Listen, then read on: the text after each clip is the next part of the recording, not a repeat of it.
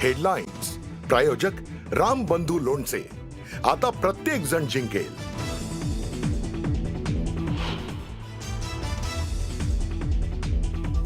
भाजप आणि शिवसेनेतील जागा वाटपाच्या अंतिम फॉर्म्युल्यासाठी आज पुन्हा बैठक. शेलारांच्या निवासस्थानी होणार बैठक.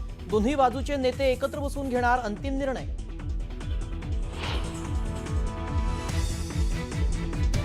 मुंबई वाचली पाहिजे, संकट नीट ओळखा. निवडणुकीला एकजुटीनं सामोरं जा, राज ठाकरेंचा कानमंत्र. तर प्रचार सभेत सर्व गोष्टी बाहेर काढणार, राज ठाकरेंचा सत्ताधाऱ्यांना इशारा.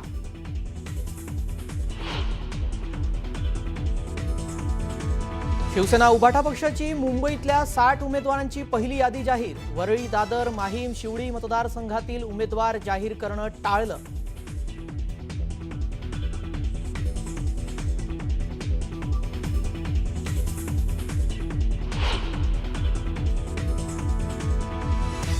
मुंबईसाठी भाजपकडून पहिल्या यादीत 66 जणांना उमेदवारी जाहीर. आतापर्यंत 66 जणांना भाजपकडून अधिकृत उमेदवारी.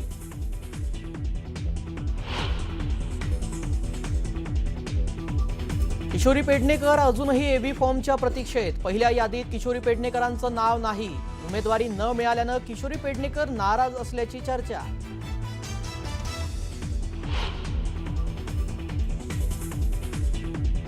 पुणे आणि पिंपरी चिंचवडमध्ये दोन्ही राष्ट्रवादी एकत्र लढणार. दोन्ही राष्ट्रवादी आपापल्या चिन्हावर लढणार. तर कार्यकर्त्यांसाठी एकत्र निवडणूक लढणार असल्याची रोहित पवारांची माहिती.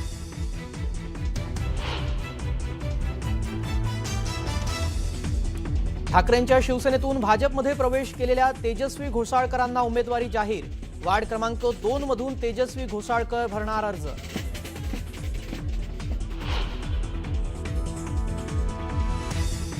शरद पवारांच्या राष्ट्रवादीच्या मुंबई अध्यक्षा राखी जाधव आज भाजपमध्ये करणार प्रवेश. शरद पवारांच्या राष्ट्रवादीला मोठा धक्का. जागा वाटपात योग्य न्याय न मिळाल्यानं राखी जाधव नाराज.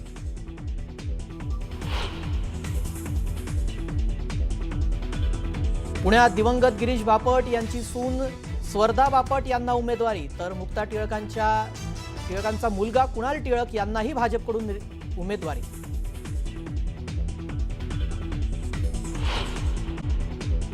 नमस्कार, मी श्रेयस पांडे. तुम्ही पाहताय न्यूज 18 लोकमत. दुपारच्या बातमीपत्रात आपलं स्वागत. आता सविस्तर बातम्या पाहूयात. शिवसेना उभाटा पक्षाची 60 उमेदवारांची पहिली यादी जाहीर करण्यात आली आहे. या पहिल्या 60 जणांच्या यादीमध्ये माजी महापौर किशोरी पेडणेकरांचं नाव नाहीये. किशोरी पेडणेकर अजूनही एबी फॉर्मच्या प्रतीक्षेत आहेत. तर या यादीतून भायखळा, शिवडी, दादर, माहीम या मतदारसंघातल्या उमेदवारांची नावं जाहीर करण्यात आलेली नाही आहे. या पहिल्या 60 जणांच्या यादीमध्ये 5 अल्पसंख्याक उमेदवारांनाही संधी देण्यात आलेली आहे. शिवसेना उभाटाची पहिली यादी जाहीर झालेली आहे आणि कुणाकुणाला इथे संधी देण्यात आलेली आहे त्यांची नावं आपण स्क्रीनवर पाहतोय. 60 जणांची ही यादी जाहीर करण्यात आलेली आहे. यातली एक विशेष बाब म्हणजे माजी महापौर मुंबईच्या किशोरी पेडणेकर या अजूनही एबी फॉर्मच्या प्रतीक्षेत आहेत. त्यांना उमेदवारी अद्याप जाहीर झालेली नाहीये.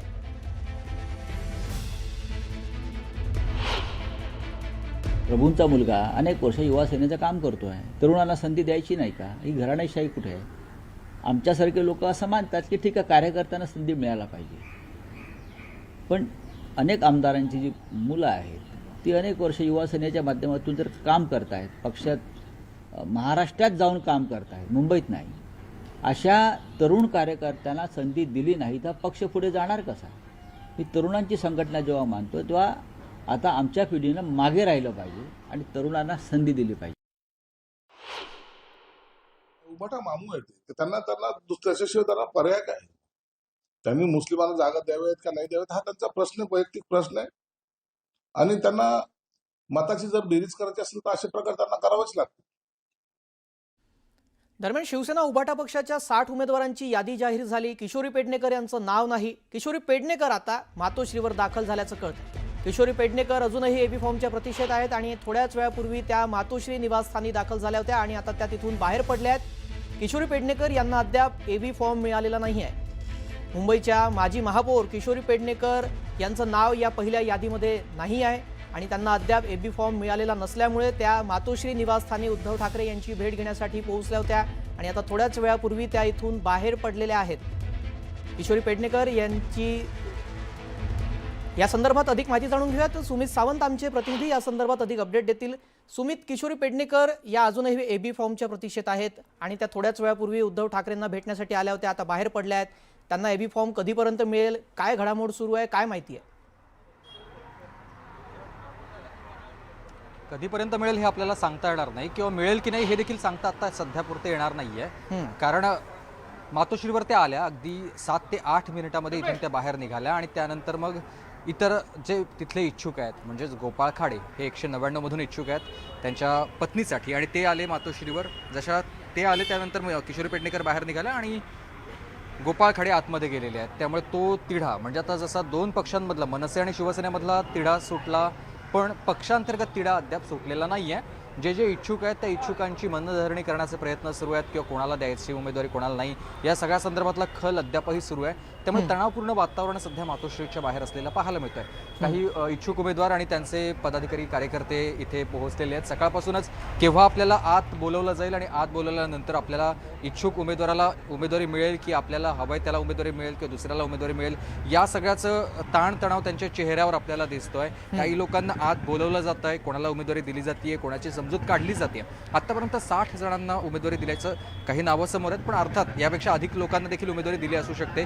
त्यांची अधिकृत यादी कोणतीही दिलेली नाहीये. त्यामुळे आता कोणाकोणाची वर्णी लागते आणि कोणाकोणाला समजूत घालून त्यांना शांत बसवलं जातं हे पाहणं महत्त्वाचं असेल. जी, पाहावं लागेल आता किशोरी पेडणेकर यांना एबी फॉर्म मिळतो का. तुर्तास धन्यवाद सुमित आपण दिलेल्या माहितीसाठी. पुढची घडामोड पाहूया. मुंबईसाठी भाजपाची पहिली यादी जाहीर झालेली आहे. भाजपानं 66 उमेदवारांची पहिली यादी जाहीर केली. या यादीमध्ये भाजपानं तरुण उमेदवारांना संधी दिलेली आहे. या 66 जणांमध्ये 20 उमेदवार हे अमराठी आहेत, तर नुकत्याच शिवसेना उभाठा पक्षातून भाजपमध्ये आलेल्या तेजस्वी घोसाळकर यांना देखील भाजपनं संधी दिली आहे. आकाश पुरोहित, नील सोमय्या, मकरंद नार्वेकरांना भाजपकडून उमेदवारी देण्यात आलेली आहे. 66 जणांची भाजपकडून ही यादी आता समोर आलेली आहे. मुंबईसाठी भाजपनं आपली ही पहिली यादी जाहीर केलेली आहे आणि तरुणांना यात संधी देण्यात आली आहे.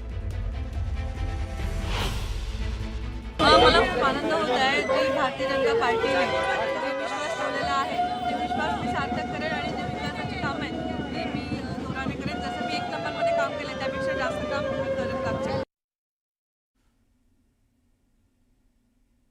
दरम्यान भाजपचे माध्यम प्रमुख नवनाथ बन यांना उमेदवारी जाहीर झाली आणि त्यानंतर मनसेचे प्रवक्ते गजानन काळे यांनी जोरदार टोला लगावलाय. गजानन काळेंनी ट्विट केलाय आणि भाजप नेते केशव उपाध्यांना टोला लगावलाय. आमच्या केशवरावांना मुंबई महानगरपालिकेचे तिकीट तरी मिळाले की नाही. इथे पण भाजपानं बन बावनची केली आहे असं वाटतं. जोरदार टोला त्यांनी असं म्हणताना लगावलेला आहे. याबाबत त्यांनी ट्विट केलेलं आहे. ते ट्विट काय आपण पाहतोय. इथे पण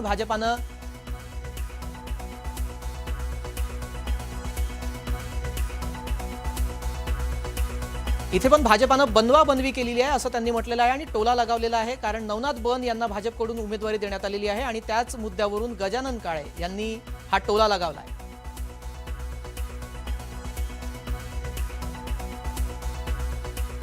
पुढची बातमी पाहूया. अहिल्यानगर मनपा निवडणुकीमध्ये महायुती होण्याची शक्यता धूसर झालेली आहे. शिवसेना शिंदे गट हे स्वतंत्र लढणार अशी शक्यता आता इथे निर्माण झालेली आहे. कारण रात्री उशिरापर्यंत महायुतीतील प्रमुख नेत्यांची बैठक सुरू होती.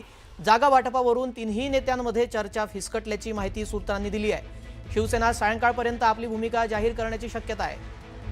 अहिल्यानगरमध्ये महायुती आता होण्याची शक्यता धूसर आहे असं दिसतंय. कारण आता शिवसेना इथे स्वतंत्र लढण्याच्या तयारीत आहे असं सूत्रांकडून कळतंय. रात्री उशिरापर्यंत प्रमुख नेत्यांची बैठक पार पडली, मात्र चर्चा आणि या बैठकीमध्ये चर्चा ही निष्फळ ठरल्याचं कळतंय. या संदर्भात अधिक अपडेट जाणून घेऊया. साहेबराव कोकणे आमचे प्रतिनिधी या संदर्भातले अधिक अपडेट देतील. साहेबराव, आपण पाहतोय बैठक झाली उशिरापर्यंत, मात्र ही बैठक आणि चर्चा निष्फळ ठरली आहे का? कारण आता शिवसेना स्वतंत्र निवडणूक लढण्याच्या तयारीत आहे असं समजतंय. काय अधिक माहिती आहे? या सगळ्या प्रकरणामध्ये मागच्या काही दिवसापासून 6-7 दिवसापासून ही बैठका ज्या आहेत त्या सुरू होत्या. आता एक दिवस अडल्या, उद्याचा शेवटचा दिवस आहे याच्यामध्ये अर्ज भरण्याचा. आज काल रात्री जी आहे काल रात्री एक बैठक झाली. त्या बैठकीमध्ये तिन्ही नेते होते, भाजपा, राष्ट्रवादी आणि शिंदे सेना जे आहे शिवसेना, त्यांचे काही नेते होते. त्यांच्यामध्ये बैठक झालेली आहे. तर 4 ते 5 जागावरून अजून त्यांचं बोलणी जी आहे ती फिसकटलेली समजते. कारण याच्यामध्ये प्रामुख्याने पाहायला गेलं तर मागच्या निवडणुकीमध्ये जे नगरसेवक होते 17 नगरसेवक हे शिवसेनेत होते. शिवसेना हा सर्वात मोठा पक्ष होता. जी. त्यामुळे किमान सिटिंग नगरसेवक जे आहेत त्यांना किमान त्या जागा सोडाव्यात अशी त्यांची मागणी आहे. जी. आणि आज संध्याकाळी ते आपली भूमिका स्पष्ट करते की त्यामध्ये कोणी लढायचं म्हणून. ठीक. जी, धन्यवाद आपण दिलेल्या सविस्तर माहितीसाठी.